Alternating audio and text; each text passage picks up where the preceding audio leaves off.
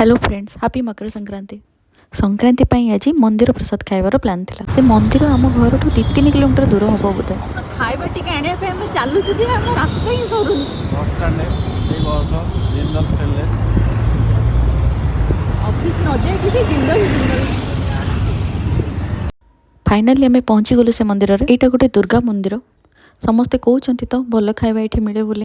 चलतु भितर को जा देखा कौन केमी एठिका सिस्टम। आमे तो ये फास्ट टाइम आसचु भितर को तो आसीगले। एबे टाइम देखंतु आ ये साइड रे थिबा लाइन को देखंतु।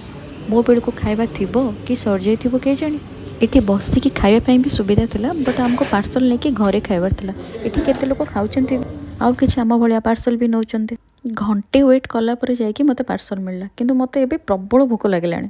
आज तो याड सडू किछि खाइबिनी। फेरिला बेले आखु रसटा नजर रे पड़ला, सेइथ पई एथरो गोटे ग्लास पी देके पळे आसली। घरे जाइए पार्सल खोलिलु, 2 जण मिसी खाइलु। टेस्ट पूरा बहुत ही बढ़िया थिला। Thank you for watching.